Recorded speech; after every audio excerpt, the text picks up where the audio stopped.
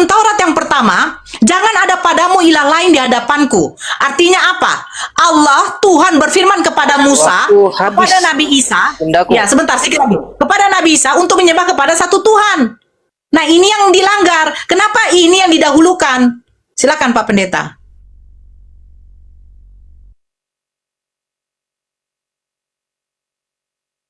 Saya sudah dapat. 5 menit aja, apa 5 menit. 5 menit, Lemon. Gak apa-apa, Pak Pendeta, 5 menit ya. Oke, siap Bapak Pendeta, Bunda Nora. Ini waktunya saya ulang 5 menit ya. Oke, terima kasih. Sekarang lanjut Pendetaku, lanjut. Jadi itu Nora, dia ingin tahu kenapa Tuhan Yesus mengambil satu contoh atau satu oknum dari seorang pelacur. Apa maknanya? Kira-kira begitu pertanyaannya. Jadi begini itu Nora, si penulis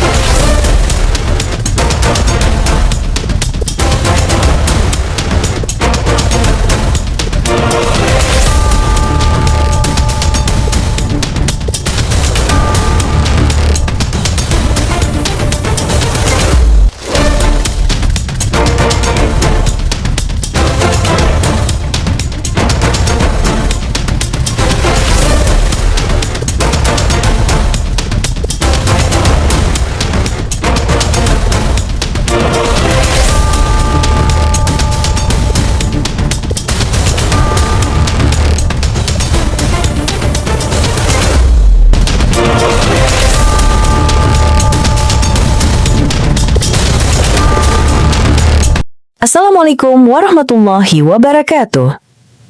Selamat datang di channel Tanya Jawab Iman, tempat di mana Islam dan Kristen bertemu dalam ruang diskusi dan debat. Di sini, setiap argumen akan diuji dengan dalil, logika, dan kejujuran berpikir. Para apologet Islam akan menjelaskan kebenaran agama Islam dengan hujah yang kuat, sementara pihak Kristen akan bertanya dan berusaha mempertahankan keyakinannya dengan cara mereka. Ini bukan sekedar diskusi dan debatan, melainkan pembelajaran iman dan logika yang membuka mata kita tentang siapa Tuhan sebenarnya dan bagaimana manusia memahami wahyunya. Nah, singkat kata, mari kita lihat video sekarang. Tidak setuju dengan sikap itu. Lalu waktu habis.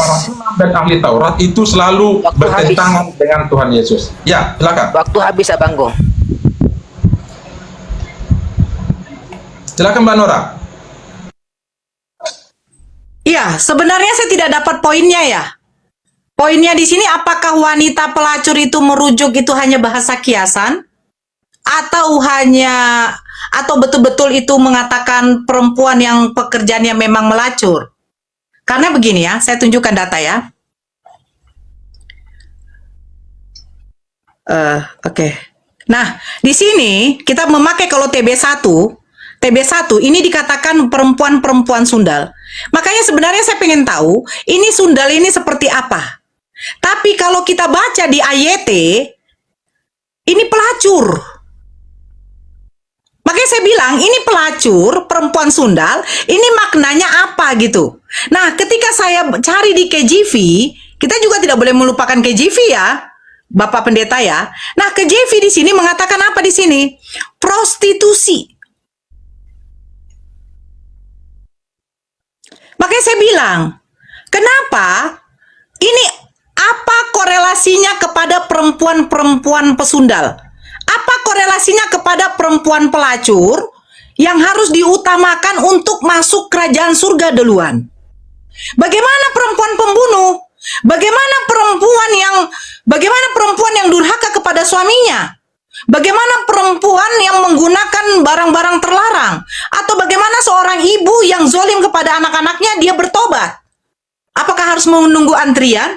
Di sini sebenarnya perumpamaan tentang dua orang anak yang melakukan perintah dari bapaknya. Nyambung ketika di 31 sebenarnya tidak nyambung sebenarnya Pak Pendeta. Tidak nyambung ini perumpamaannya. Tapi kenapa langsung dikorelasikan kepada perempuan sundal? Beda kalau di dalam Islam. Apa dikatakan surat An-Nisa ayat 48? Surat An-Nisa ayat 48, semua dosa-dosa yang dikerjakan manusia, yang diperbuat manusia, ketika dia bertobat meminta ampun kepada Allah, Allah sesungguhnya maha penerima tobat. Kecuali dosa syirik. Tidak ada dibedakan. Tidak ada dikatakan perempuan pelacur berzina. Memang di dalam Al-Quran dikatakan apa?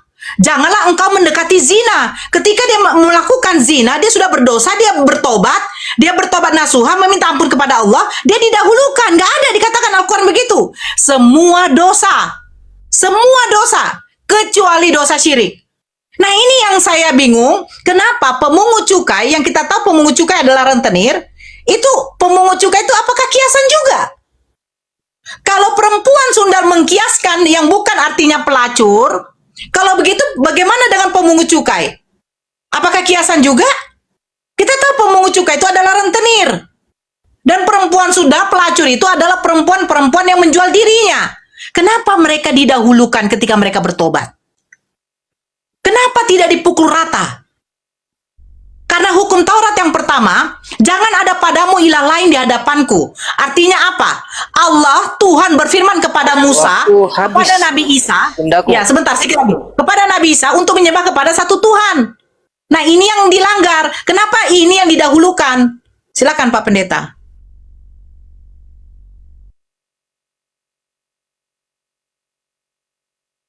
Saya sudah dapat. 5 menit aja, nggak apa-apa, 5 menit. Lemon, 5 menit, Lemon. Gak apa-apa, Pak Pendeta, 5 menit ya. Oke, siap Bapak Pendeta, Bunda Nora. Ini waktunya saya ulang 5 menit ya. Oke, Oke, terima mulai kasih. dari sekarang. Terima kasih, moderator. Lanjut pendetaku, lanjut Oke, jadi pendetaku. itu Nora, dia ingin tahu kenapa Tuhan Yesus mengambil satu contoh atau satu oknum dari seorang pelacur. Apa maknanya? Kira-kira begitu pertanyaannya. Jadi begini itu Nora, si penulis dan Tuhan Yesus memberikan informasi secara detail kepada kita dengan membuat perumpamaan atau mengambil perumpamaan dari dua tokoh atau dari dua pribadi yang sepertinya kelihatannya nggak masuk akal. Pertama pemungut cukai, kedua pesundal atau pelacur. Nah, dalam Matius 21 ayat 31 ada pertanyaan, kenapa Tuhan Yesus mengambil pelacur di dalam perumpamaan tersebut? Jadi apa maknanya?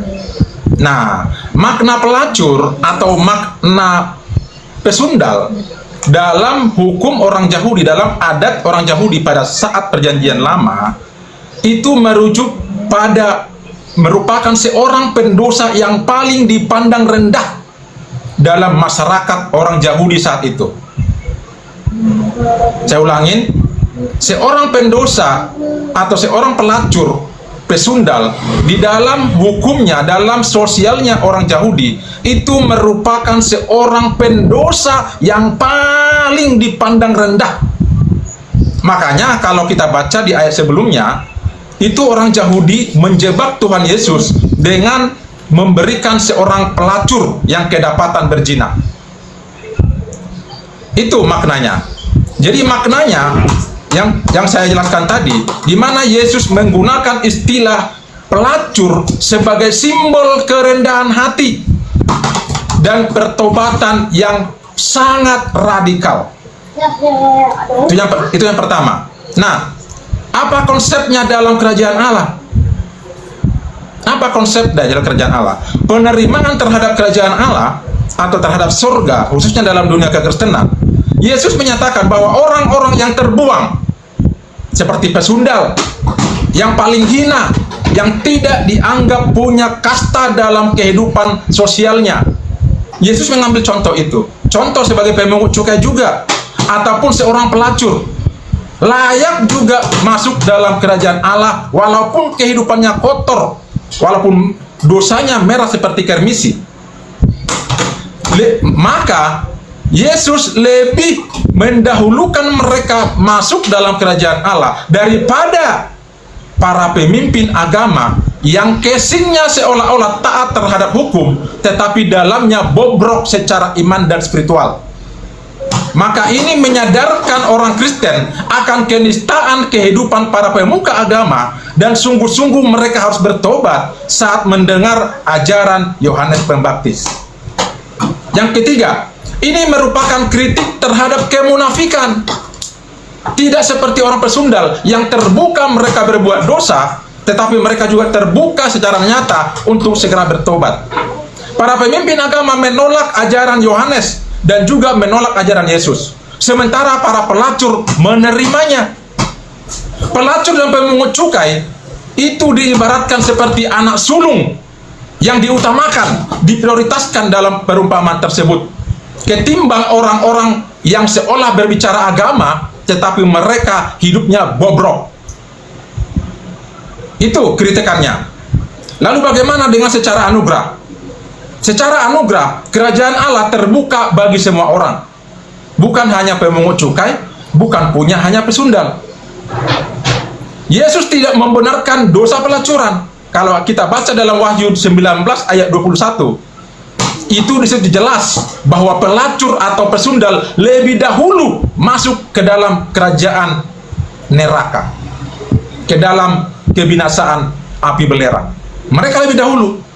Jadi Yesus tidak membenarkan dosa pelacuran, namun ia menunjukkan bahwa belas kasih Allah tidak terbatas walaupun perbuatannya kotor.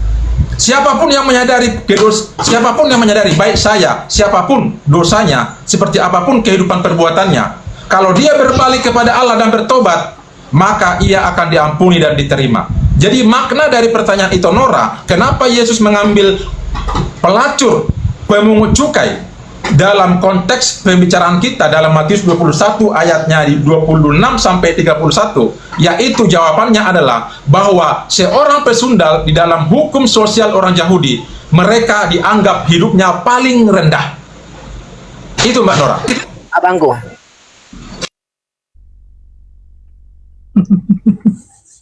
Oke.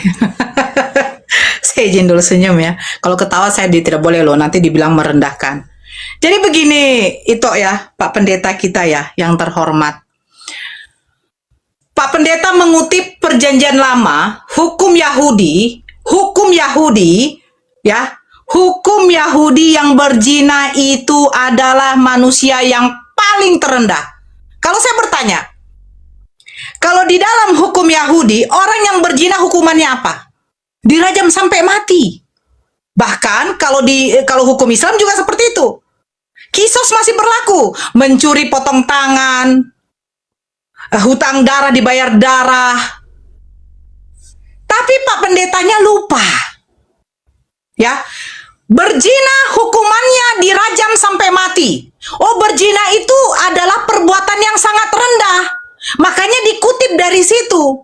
Karena perbuatan perempuan penzina ini sangat rendah, jadi dia mendapatkan istimewa. Apa istimewanya?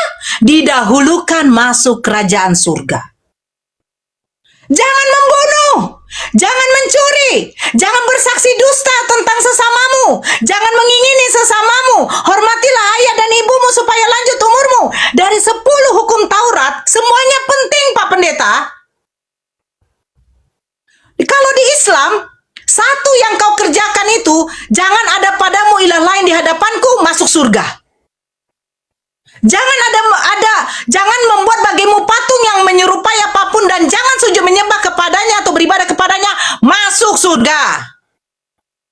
Artinya apa poinnya? Poinnya begini Pak Pendeta, ya.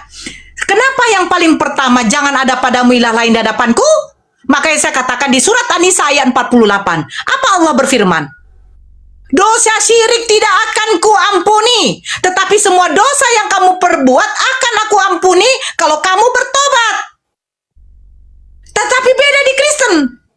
Karena berzina ini adalah dosa yang sangat fatal, ternyata dia mendapatkan keistimewaan. Maaf nih Pak Pendeta ya, maaf. Kalau keistimewaan dari Tuhan buat para pelacur, ketika dia melacurkan dirinya, dia bertobat, dia diistimewakan masuk surga, lebih baik melacur. Karena didahulukan. Berarti Pak Pendeta ini mengatakan begini, Nora, di zamannya orang Yahudi, pelacur ini sangatlah hina, sangatlah rendah. Makanya diambil konteksnya para pelacur. Berarti pelacur ini ketika dia menjual dirinya, dia bertobat, dia mendapatkan keistimewaan dari Tuhan duluan masuk surga. Tapi Pak Pendeta lupa. Apa dikatakan?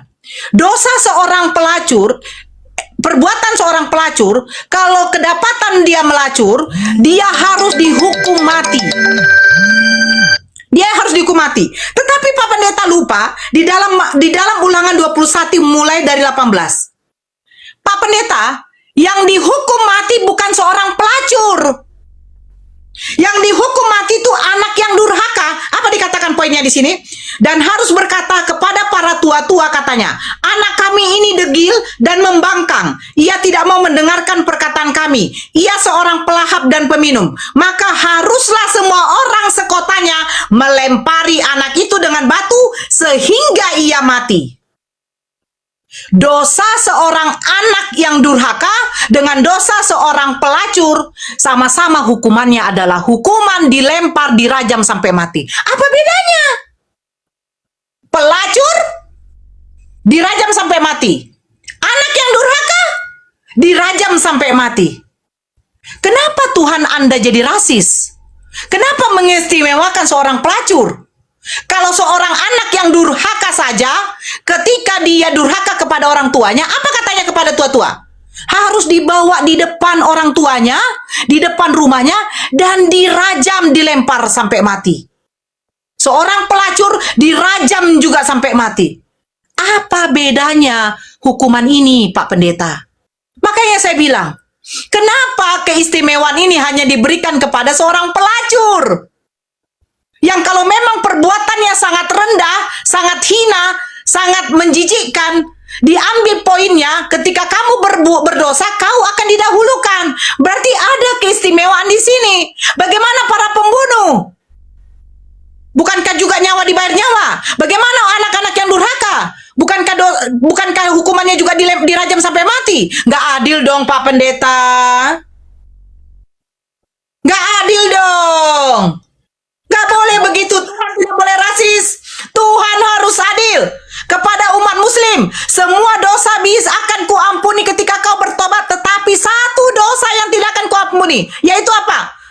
Kamu menyekutukan Allah. Fix, adil bagi kami.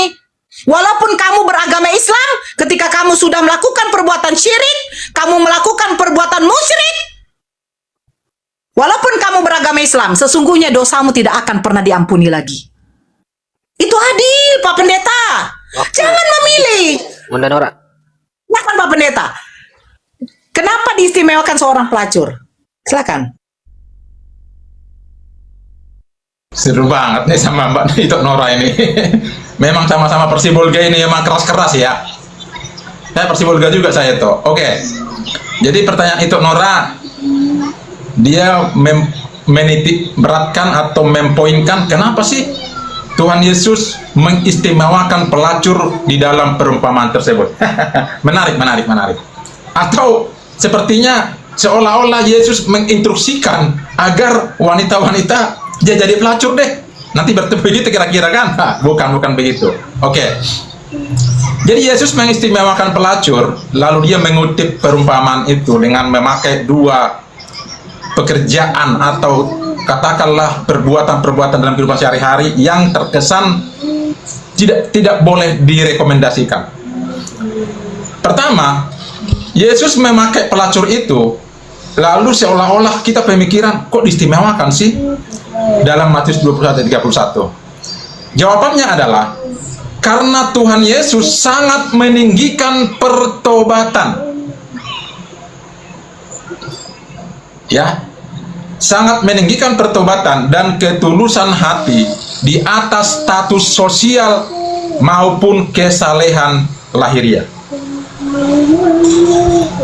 Kita tahu bersama bahwa perbuatan zina itu sangat tidak direkomendasikan dalam hukum apapun, baik hukum agama maupun hukum negara.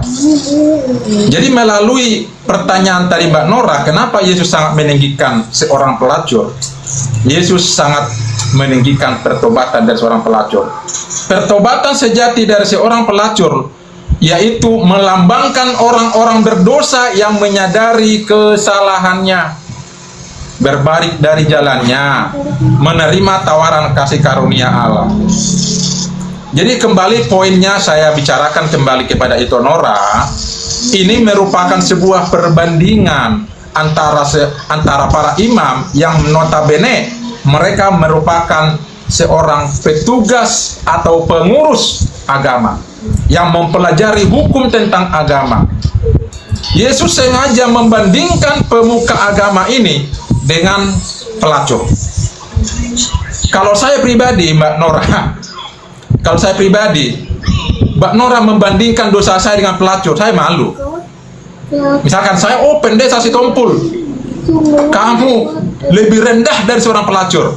Ini merupakan kritikan keras terhadap pemuka agama. Jadi ada perbandingan di sini antara seorang pelacur dengan pemuka agama. Itu poinnya, Mbak. Itu Nora.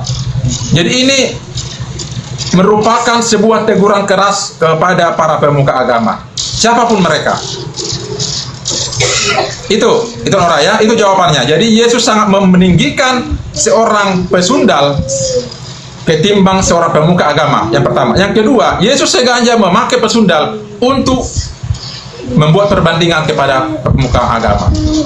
Itu Mbak Nora jawabannya. Silakan. Waktu masih banyak, abangku gimana? Mau dilempar ke Bu Nora atau gimana? Jadi itu jawabannya. Siap. Berarti waktunya berlebih ya, Bunda Nora ya. Berarti ada untuk Bunda Nora 7 menit. Apa-apa, saya tidak mau korupsi juga. Oke, siap. Gini ya, untuk pemuka agama, kalau yang namanya berzina itu bukan untuk pemuka agama saja, tetapi untuk semua manusia. Jangan untuk pemuka agama saja, karena setan iblis tidak pernah memilih manusia-manusia untuk disesatkan. Ya, setan tidak pernah memilih begitu untuk semuanya. Cuman katanya kenapa Yesus memilih? Karena tingkat pertobatannya. Pak Pendeta, yang namanya berbuat dosa itu tidak pernah dikatakan dosa berzina. Itu kalau tingkatannya itu paling tinggi, mencuri tingkatannya paling rendah, membunuh tingkatannya sekian. Apa di dalam hukum Taurat? Makanya 10 hukum Taurat itu coba ditelaah baik-baik. Urutannya apa dikatakannya? 1, jangan ada padamu ilah lain. 2, jangan membuat bagimu patung. 3, jangan menyebut nama Tuhanmu. 4, ingatlah dan kuduskanlah hari Sabat. Itu artinya apa? Tetap peribatannya kepada Tuhan. 5, hormatilah ayahmu dan ibumu supaya lanjut umurmu. Itu yang kelima. Yang keenam apa? Jangan membunuh. Baru yang ketujuh, jangan berzina. Kalau dosa yang paling sangat rendah adalah jangan berzina, kenapa nggak ditempatkan dia ke hukum yang kelima? Kenapa harus hormatilah ayah dan ibumu? Makanya saya buka di dalam Ulangan 21 nomor 18. Anak-anak yang durhaka kepada orang tuanya dirajam sampai mati. Karena apa? Karena Tuhan itu, Allah itu mengajarkan pentingnya kamu menghormati ayah dan ibumu. Kepada siapa kita dititipkan? Kepada ayah dan ibu. Bukan kepada orang lain. Kita dilahirkan oleh ayah dan ibu. Makanya pentingnya menghormati ayah dan ibumu.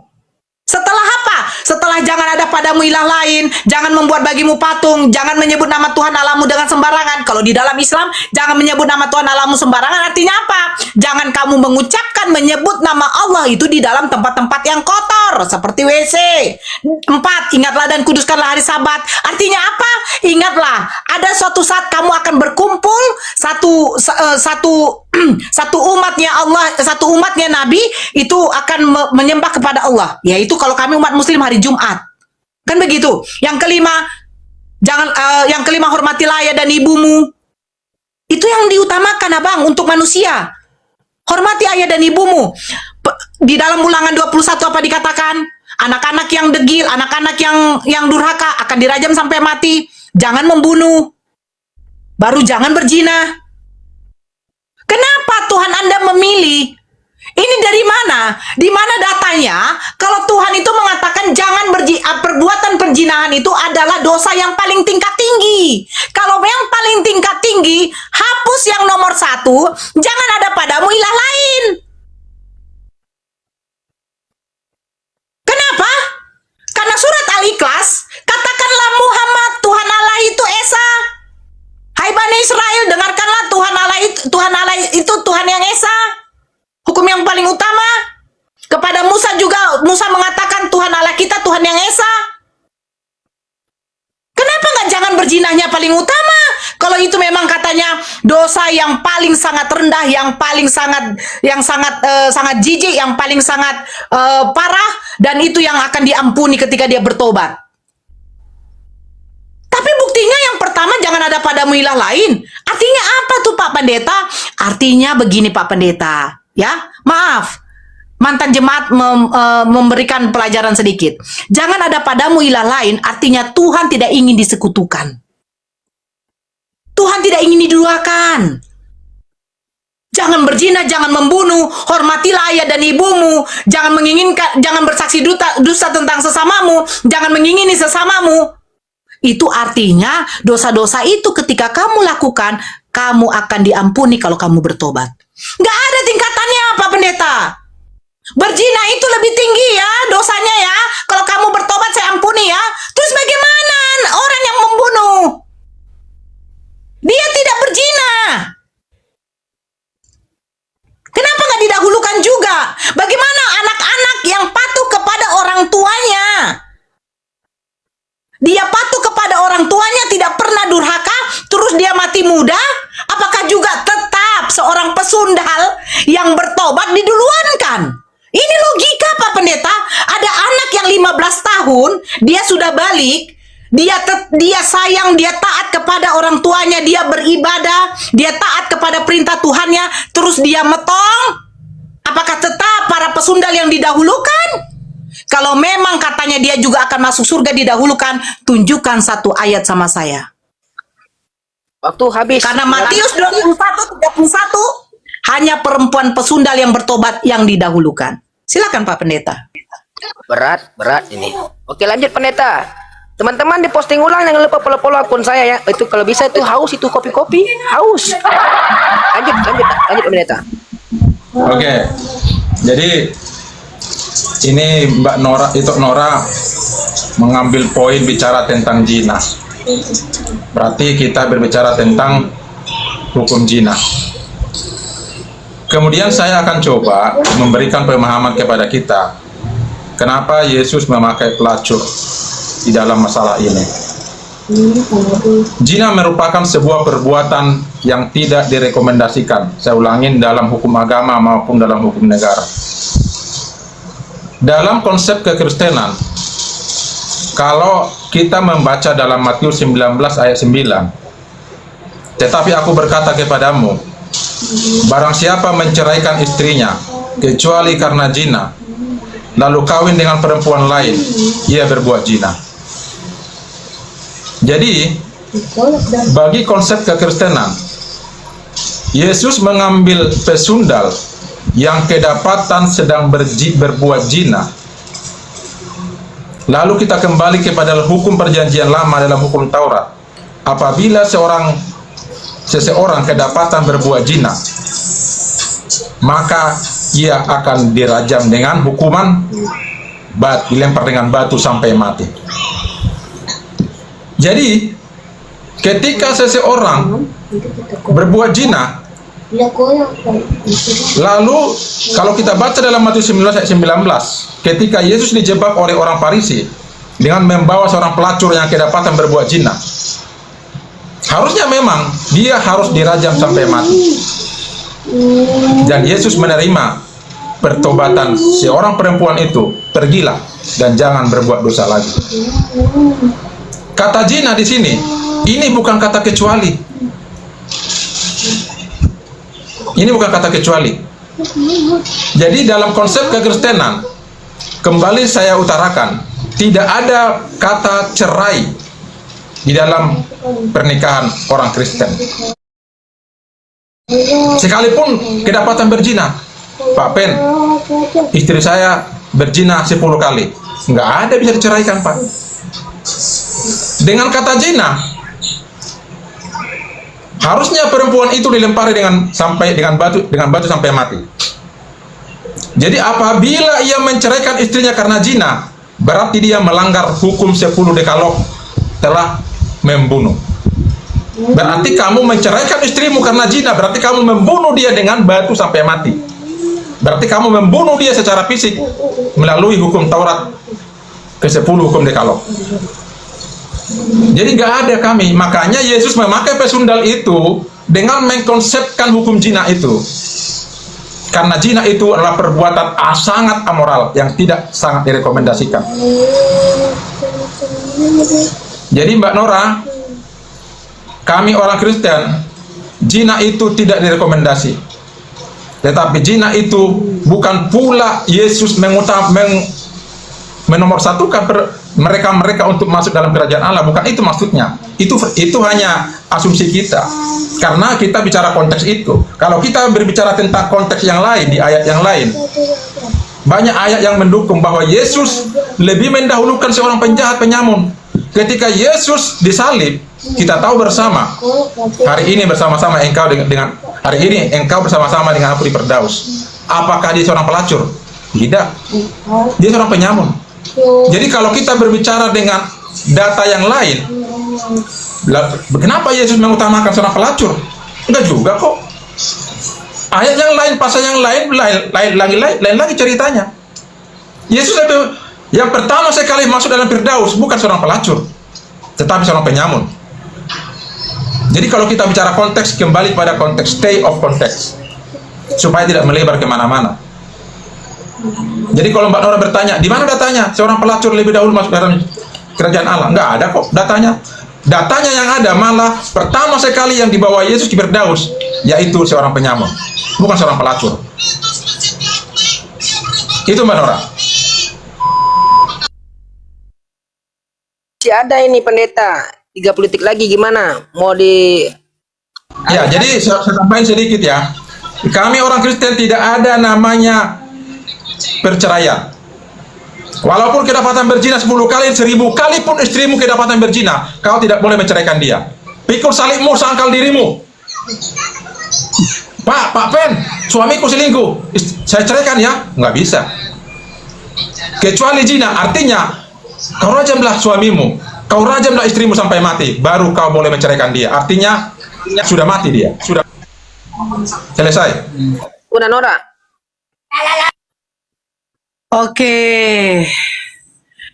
Ini Pak Pendeta membawa ketika ada perempuan penjina kedapatan berzina kepada Yesus dan Yesus tidak melemparnya dengan batu. Bahkan Yesus mengatakan, kalau siapa yang tidak berdosa, dialah yang melempar. Betul ya Pak Pendeta ya? Tolong, makanya saya bilang, kalau ada kitabnya Yahudi sudah diambil Kristen, dipelajari dong. Jangan dicantumkan saja di Bible kalian, pas giliran kepepet, baru kalian cari datanya. Kenapa dia tidak dirajam? Kenapa perempuan penjina itu dilepas? Coba Pak Pendeta buka di dalam Ulangan 17. Sebentar ya. Ulangan 17 nomor 7. Apa dikatakan di situ? Dengarkan baik-baik. Dengarkan baik-baik. Kita mulai dari nomor 6. Atas keterangan, oh nih dari 5. Kalau dari pertama kepanjangan. Bentar ya. Apabila hal itu diberitakan atau terdengar kepadamu, maka engkau harus memeriksa baik-baik. Jikalau ternyata benar dan sudah pasti bahwa kekejian itu dilakukan di antara orang Israel, maka engkau harus membawa laki-laki atau perempuan yang telah melakukan perbuatan jahat itu keluar ke pintu gerbang. Kemudian laki-laki dan atau perempuan itu harus kau lempari dengan batu sampai mati. Atas keterangan 2 atau 3 orang saksi haruslah mati dibunuh. Orang yang dihukum mati atas keterangan 1 orang saksi saja, janganlah ia dihukum mati. Saksi-saksi itulah yang pertama-tama menggerakkan tangan mereka untuk membunuh dia, kemudian seluruh rakyat, demikianlah harus kau hapuskan yang jahat itu dari tengah-tengahmu. Artinya apa Pak Pendeta? Perempuan yang dibawa oleh mereka di depan Yesus, apakah ikut laki-lakinya? Tidak. Bagaimana mungkin mau hukum rajam berlaku? Kalau hanya perempuannya saja yang dibawa. Emangnya perempuan itu bisa berzina sendiri?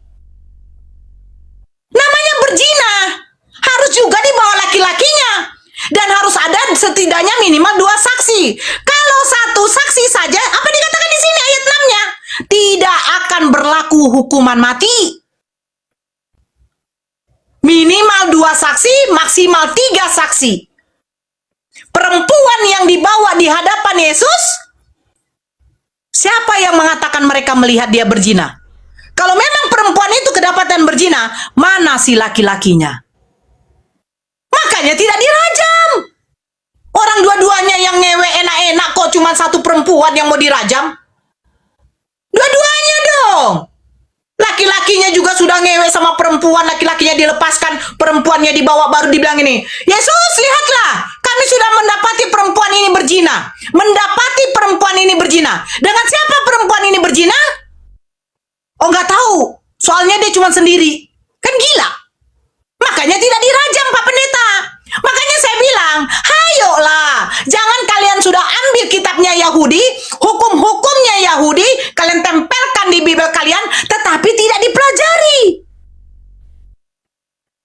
Begitu besarnya kasih Yesus kepada perempuan zina, Nora, makanya tidak dirajam. Pret, bukannya tidak dirajam. Menurut hukum Yahudi, perempuan yang berzina dengan laki-laki yang berzina harus dibawa di depan rakyat, dan harus ada 2 saksi minimal. Kalau 1 saksi bagaimana? Baca datanya Ulangan 17 nomor 6 sampai 7, tidak bisa dihukum mati. Tapi kalau ada 2 saksi yang membenarkan, orang yang merajam pertama itu haruslah 2 saksi itu, baru diikuti rakyatnya. Baca baik-baik Bapak Pendeta. Bapak Pendeta ini jangan hanya diketekin, datang ke mimbar gereja, berkhotbah, tetapi tidak memberitahukan hukum-hukumnya.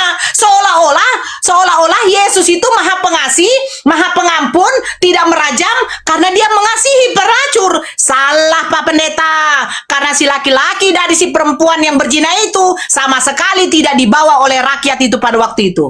Makanya tidak dirajam. Sekali lagi, kenapa Tuhan Anda narsis? Maaf. Kalau memang tingkat perzinahan paling tinggi dosanya, dan ketika dia bertobat, dia didahulukan Pak Pendeta. Pak Pendeta, Anda membawa seorang penyamun yang di kiri kanannya Yesus. Hari ini juga engkau akan bersamaku di Taman Firdaus. Bullshit. Kenapa? Hari ini juga engkau akan bersamaku. Ketika Yesus metong, ketika yang kiri dan kanan metong, kemana Yesus? 3 hari dia turun ke dalam kerajaan maut. Dia mengabarkan Injil ke neraka. Setelah itu 40 hari dia bergentayangan di bumi. Bahkan dia bertemu dengan murid-muridnya. Dia memakan ikan goreng. 40 tambah 3 hari, 43 hari. Aturannya dia harus ngomong dong. Kalau memang dia Tuhan yang Maha Kuasa, sebentar sedikit lagi. Harusnya dia bilang gini, 43 hari lagi kau akan bersamaku di Taman Firdaus. Itu baru keren. Jangan bilang hari ini. Nanti ditagih loh. Silakan Pak Pendeta. Ini berat banget kayaknya ini. Teman-teman bantu follow akun saya ini, haus, coba kan haus. Gas terus Pendeta. Silakan Pendeta, haus ini teman-teman, haus. Oke. Jadi Mbak Nora di sini membawa dari Ulangan 17 ayat 6 dan 7. Atas keterangan 2 dan 3 orang saksi haruslah mati dibunuh orang yang dihukum mati. Atas keterangan 1 orang saksi sajalah jangan ia dihukum mati.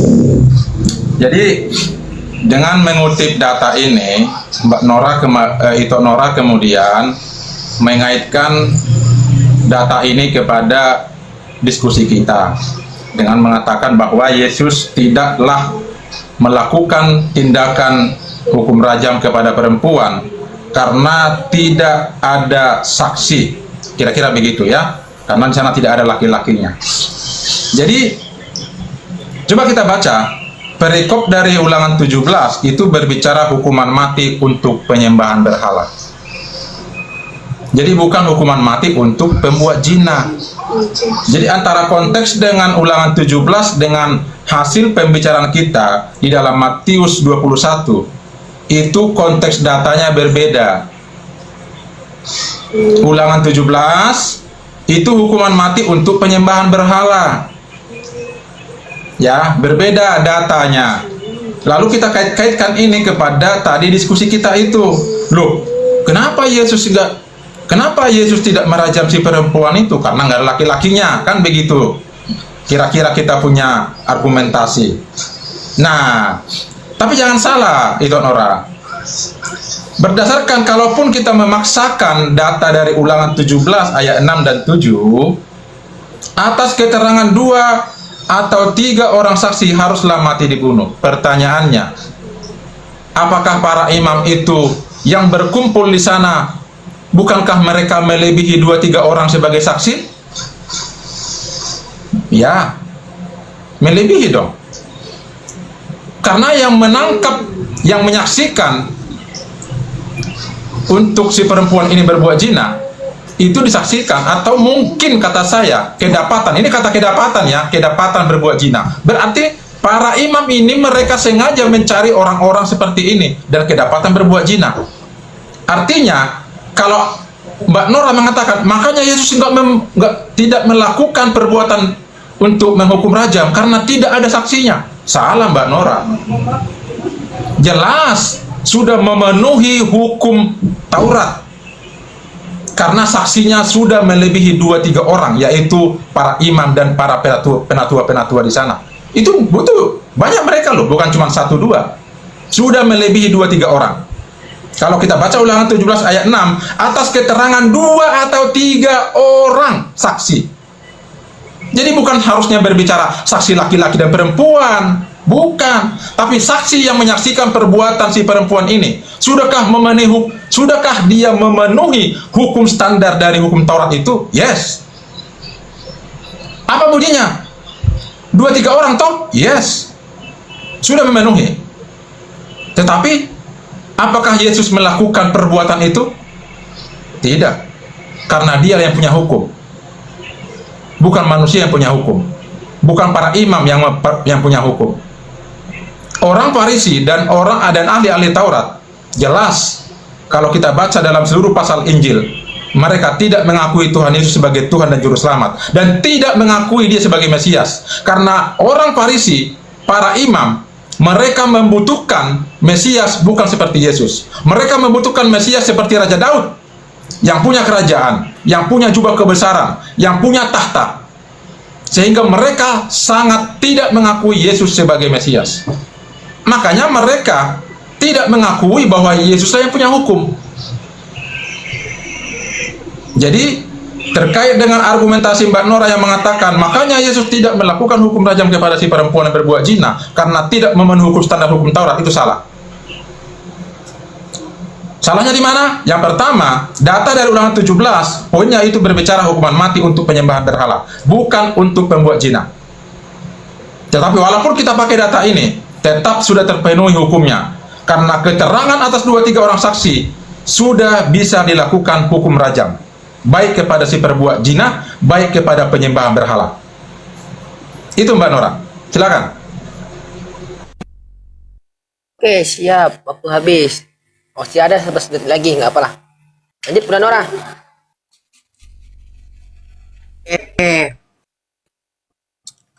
Penyembah berhala, kalau dikaitkan lagi di perjanjian lama, itu dikatakan adalah juga seperti orang yang perbuatan zina. Penyembah-penyembah berhala. Coba nanti kalau baca Yeskiel 23, ya, kalau kita katakan mereka bersundal pada masa mudanya, bersundal itu apa? Kalau kita tanya nanti sama pendeta, apa jawabannya? Bersundal itu, Nora, bukan melakukan perbuatan wik-wik. Bersundal di Yeskiel 23 katanya itu adalah perbuatan penyembahan berhala. Saya bawa Ulangan 17, oh Nora, itu untuk penyembah berhala. Tetapi kenapa nanti kalau kita kaji, sundal di dalam Yeskiel 23 itu artinya penyembahan berhala, bukan sundal wik-wik. Jadi ini sebenarnya Kristen saya bingung. Yeskiel 23 mempelajari tentang persundalan, ya kan? Tapi itu dikatakan penyembahan berhala. Tapi kalau saya mengaitkan di dalam Ulangan 17 tentang penyembahan berhala, oh itu Nora, itu bukan artinya berzina, bersundal. Suka-suka kalian memang. Kenapa saya kutip di sini? Karena di sini dikatakan hukuman untuk penyembah berhala. Penyembah berhala itu arti kiasan yang lainnya apa, Nora? Pak Pendeta, bersundal katanya. Makanya saya bilang lucu. Yeskel 23 itu artinya apa? Oh, itu artinya penyembahan berhala, bukan berartinya wik-wik, walaupun di sana dikatakan susunya di jama-jama. Itu Ohola dan Oholiba, sebuah kota yang dimana mereka melakukan penyembahan berhala, bukan artinya mereka bersundal, Nora. Itu yang dijelaskan Pak Pendeta, pernah saya diskusi. Nah, giliran di dalam Ulangan 17, penyembahan berhala, mereka dirajam sampai mati. Oh, itu bukan konteksnya berzina, Nora. Makanya saya bilang, suka-suka kalian menafsirkan Bible kalian. Giliran kami tampol seperti itu, mengikuti narasi-narasi dari pendeta-pendeta yang lain, bertabrakan juga. Apa Pendeta? Saya bingung jadinya. Coba kalau buka Yeskel 23. Kenapa di situ ada kata persundalan? Apakah wik-wik? Pasti dibilang. Ohola dan Oholiba itu adalah nama kota. Mereka bukan bersundal artinya wik-wik, Nora. Nah, tapi yang saya poinkan yang pada waktu Pak Pendeta ngambil yang di hadapan Yesus, saya bukan bilang saksi, Pak Pendeta. Pak Pendeta mengatakan saksinya sudah banyak, Nora. Para imam-imam besar. Pak Pendeta, yang namanya berzina emang undang-undang orang ya? Emangnya itu pelacur-pelacur yang di luar sana, yang dibeli sama laki-laki, emangnya dia ngundang-undang orang? Hei, sini saya mau berzina. Lucu Pak Pendeta, ada saksinya. Itu bukan saksi. Mereka hanya ngikut nimbrung. Menanti keputusan dari para imam-imam juga. Tetapi diserahkan kepada Yesus. Mereka gak saksi, Pak Pendeta. Gimana sih Pak Pendeta? Orang yang melakukan pembunuhan pada waktu ada rekonstruksi, apakah berarti yang di antara rekonstruksi itu semua adalah saksi? Tidak, Pak Pendeta. Cobalah Pak Pendeta berpikir tadi. Udah ada saksinya, udah terpenuhi lebih dari 2, bahkan banyak.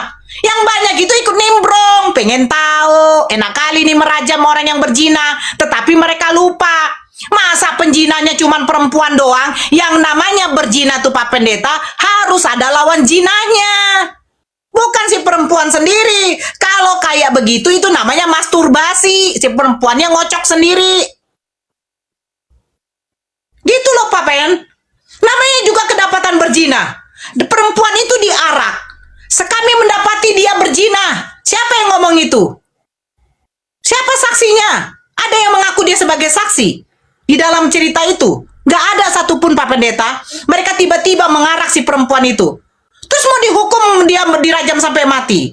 Bagaimana mau dirajam kalau laki-lakinya tidak ada? Pertanyaannya jadi begini Pak Pendeta. Ini perempuan kalian bawa ke sini, dia berzina sama siapa? Sama babi kah, kerbau kah, atau sama manusia? Kan begitu pertanyaannya. Kalau hanya perempuan yang mau dihukum saja tidak adil lah. Contoh, maaf ya, Pak Pendeta berzina dengan perempuan lain. Perempuan yang dibawa Pak Pendeta tiba enak pulang ke rumah. Duduk merokok. Palingan kau yang mati dirajam. Enak kali kalau kayak begitu. Makanya saya bilang, konteksnya di sini, ya, kenapa perempuan itu tidak dirajam? Karena nggak ada laki-lakinya, nggak ada kawan jinanya. Kalau nggak ada kawan jinanya, ngapain dia dirajam? Bisa saja perempuan itu ngomong, maaf para imam, saya tidak berzina, saya baru mengocok, saya masturbasi. Bisa juga kayak gitu. Waktu habis. Gitu loh Pak Pen. Sekarang poinnya, pertanyaan saya ini paling apa? Kenapa perzinahan yang diutamakan pertobatannya untuk masuk surga? Silakan.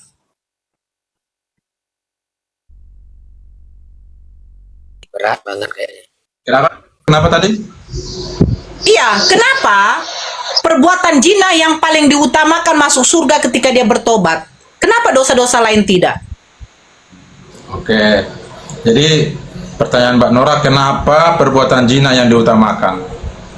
Jadi kalau pertanyaan Mbak Nora seperti itu, tidak ada data dalam Alkitab bahwa Yesus lebih mendahulukan para pezina, ataupun tidak ada tertulis dalam kitab suci orang Kristen dari Kejadian sampai Wahyu bahwa pelacur lebih didahulukan masuk surga. Tadi sudah saya ulangin, data dalam Alkitab, khususnya dalam Perjanjian Baru, bahwa penyamunlah yang lebih dahulu tercatat masuk ke dalam Firdaus. Kemudian kalau kita baca dalam Yeskiel ini tadi yang dibawa data oleh Itonora, jadi dalam teologi membaca Alkitab itu kita harus pahami secara hermeneutik. Jadi dalam Yeskiel 23 harus kita pahami Itonora, di sana ada namanya kiasan, metafora, ada literal, ada juga teks berbentuk puisi, ada juga teks berbentuk satir. Jadi dalam kitab suci ini tidak serta-merta semua yang tertulis dalam Alkitab ini kita baca secara literal.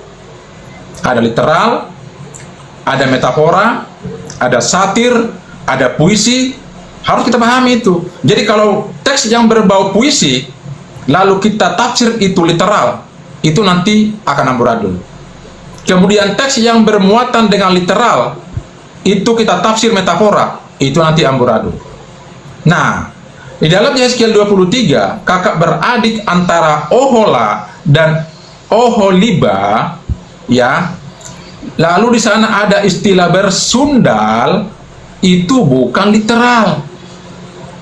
Itu sebuah metafora. Ya, pahami itu Nora. Mana metafora, mana literal. Pahami, itu sebuah metafora, gaya bahasa yang dipakai oleh si penulis yang melambangkan ketidaksetiaan rohani atau penyembahan berhala. Jadi bukan artinya seperti pemahaman kita yang ukuran otak kita ini, bahwa kata bersundal di sana berbau fisik. Ya, jangan sedikit-dikit kalau kita berbicara sundal, bicara fisik. Si penulis sedang memberikan informasi di dalam kitab Yeskiel 23 melalui dua kisah kakak beradik Ohola dan Oholiba. Itu adalah sebuah metafora atau kiasan yang diberikan informasi kepada si pembaca, melambangkan ketidaksetiaan rohani atau penyembahan berhala, di mana umat Israel digambarkan sebagai dua perempuan bersaudara. Ohola, yaitu mewakili Samaria, yang merujuk kepada kerajaan utara. Kemudian Oholiba itu mewakili Yerusalem, yang merujuk kepada kerajaan selatan. Ya, biar paham. Jadi jangan sedikit-dikit kita punya otak ini dikit-dikit fisik gitu loh. Sundal fisik. Yo, baca Alkitab itu, pahami mana literal, mana kiasan, mana metafora. Ya. Nah, arti bersundal secara teologi di dalam kitab Yeremia yang kita baca ini dalam pasal 23 ini, itu merupakan hubungan antara Allah dengan umat Israel yang sering diumpamakan seperti pernikahan, di mana Allah adalah suami dan umat Israel adalah istrinya. Oleh karena itu bersundal bisa juga disinonimkan dengan berzina, berarti umat Tuhan meninggalkan Allah yang sejati. Kemudian mereka beralih menyembah berhala, dewa-dewa bangsa lain, dan bergantung kepada kekuatan politik mereka sendiri, seperti Mesir dan kerajaan Asyur.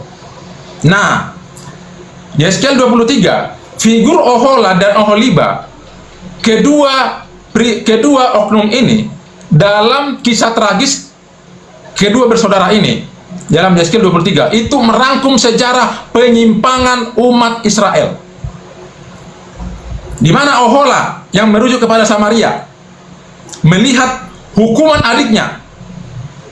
Mereka terlalu berani kepada bangsa Asyur dan mengadopsi praktik penyembahan berhala mereka yang kejam. Akibatnya apa? Samaria dihancurkan oleh Asyur. Berbicara tentang Oholiba yang merujuk kepada Yerusalem, di mana mereka tidak bertobat, tapi justru lebih bejat dengan bersundal bersama orang Asyur dan Waktu Babel. habis, pendeta. Ya, silakan.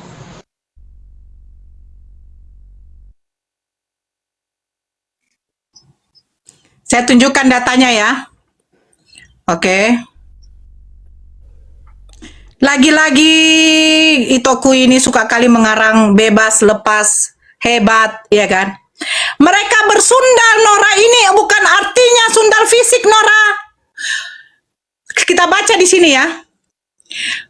Pada waktu muda, mereka tinggal di Mesir. Di sana mereka kehilangan keperawanannya.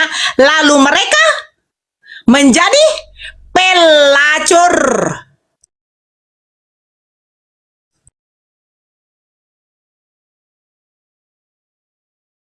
Dong. Kalau direvisi bahaya nih. Saya bukakan lagi di FIB. Mereka berzina di Mesir pada masa mudanya mereka, dan di sana mereka kehilangan. Ini metafora, metafisik atau meta apa nih? Ini akibat kalau menyembah alfa dan omega. Kalau omeganya ditambah ke otak jadi pintar, ini enggak. Bukan omeganya ditambah menjadi pintar, menjadi gabrol, Pak Pendetaku. Keperawanannya, ini keperawanan. Makanya tolong dong, jangan direvisi Bibelnya, biar jangan akhirnya ketampol. Nih, saya buka lagi nih ya. Saya buka, katanya dibilang apa? Nora, para penyamun itu yang duluan masuk surga, Nora. Pak Pendeta, Yohanes 3, kita buka. Yohanes 3. Pak Pendeta, ini sudah berapa tahun sih berkhotbah kepada jemaatnya? Tolong gantikan dengan saya saja biar saya berkhotbah dengan dia ya, Pak Pendeta ya. Dengan jemaat Pak Pendeta. Tenang aja, perpuluhannya nanti kita bagi dua. Yohanes 3, nomor 13. Apa dikatakan? Nih.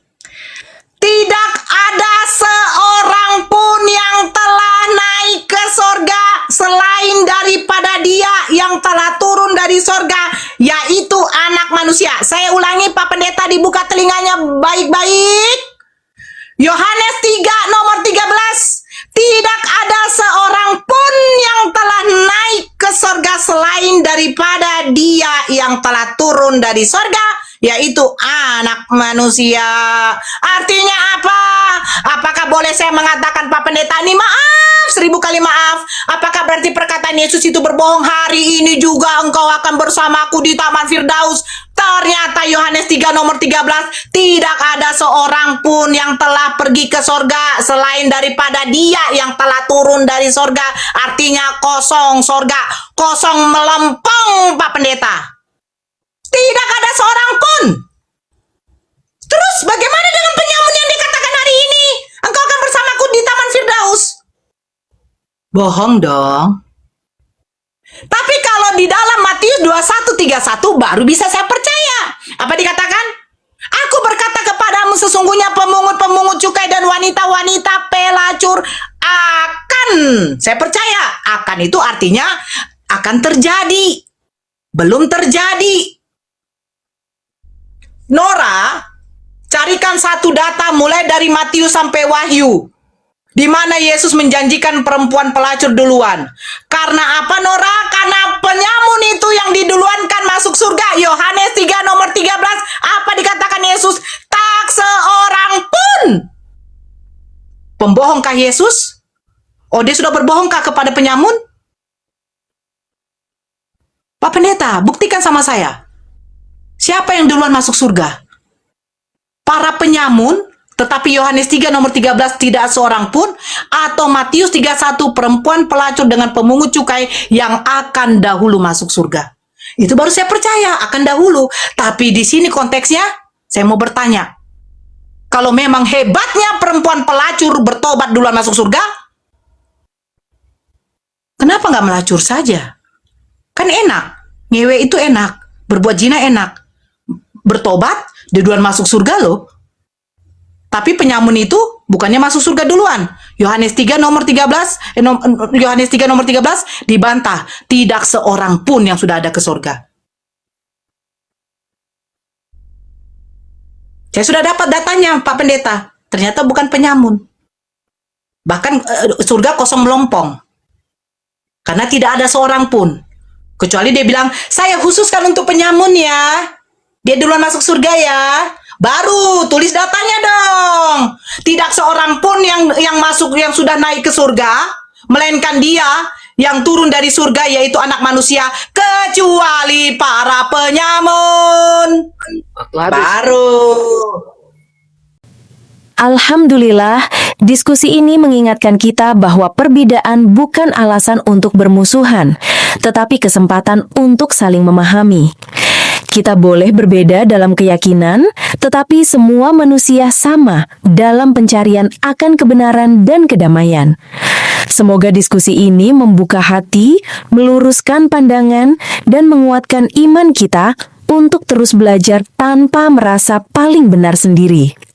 Jika ada hal yang menurutmu menarik, menantang, atau mungkin bertentangan dengan pandanganmu, sampaikanlah dengan cara yang baik dan beradab di kolom komentar. Karena sesungguhnya adab dalam komentar adalah cerminan dari keimanan seseorang. Terima kasih telah menyimak sampai akhir. Semoga Allah memberi petunjuk kepada siapapun yang sungguh-sungguh mencari kebenaran. Sampai ketemu lagi dan tunggu video selanjutnya diskusi dan debat apologetik Islam dengan oknum Kristen lainnya. Assalamualaikum warahmatullahi wabarakatuh.